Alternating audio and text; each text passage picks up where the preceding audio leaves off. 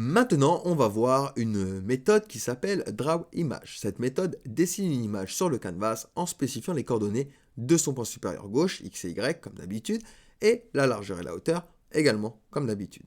Si la taille de l'image est différente de celle du rectangle spécifié, l'image sera redimensionnée pour correspondre automatiquement. Donc ce qu'on peut faire ici déjà, c'est se faire copier, se créer un dossier 3, on va l'appeler dégradé. On va le copier à l'intérieur. Hop, nickel. Je vais récupérer tout ça. On va l'effacer. On met un commentaire. Dessiner une image. Parfait. Je vais aller sur la banque d'Unsplash. D'accord?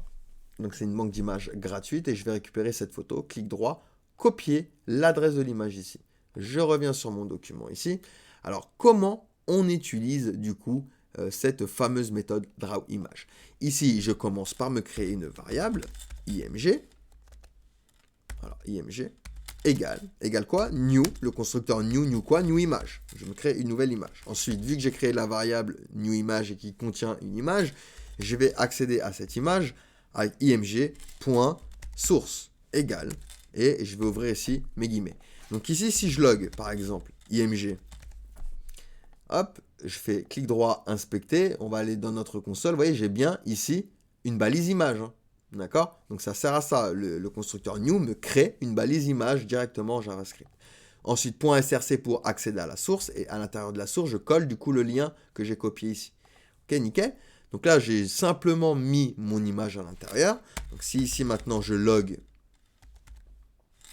hop, img, je fais un clic droit, inspecter, on vient dans ma console, là j'ai ma balise img, du coup avec mon attribut source qui est du coup déclaré. Ok, donc maintenant je vais appliquer mon image à mon canvas, donc je fais un ctx.drawImage, première valeur, ma variable image, deuxième valeur x, deuxième valeur y, largeur, hauteur, tout simplement. Et j'ai bien mon image qui est apparue ici, pixelisée, parce qu'elle est énorme. Et il faut faire très attention, parce que les images dans vos sites web, c'est ce qui pèse le plus lourd. Donc généralement, il vaut mieux utiliser des images qui sont redimensionnées au préalable.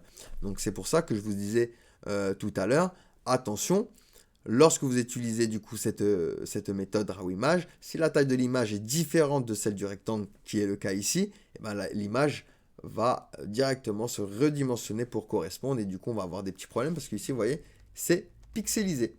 Donc voilà pour cette petite section, juste pour vous montrer que l'on peut utiliser des images, mais redimensionner les images par rapport à l'utilisation, hein. Lorsque vous utilisez par exemple une image, je vais aller sur le site de la minute de code par exemple, hop, si je vais sur le site de la minute de code, ou alors là vous voyez il y a bien une icône ici, l'icône qui est ici, bon on va prendre du coup cet exemple, le WordPress qui est ici, le site de WordPress utilise une image ici qui est redimensionnée à, on va dire, 100 pixels sur 100 pixels ou 50 pixels sur 50 pixels. Ils vont l'afficher directement à 50 pixels sur 50 pixels. Ça ne sert à rien d'avoir une image de 2000 pixels sur 2000 pixels. Ça va freiner vos performances au niveau de votre site. Donc c'est pareil pour le canvas.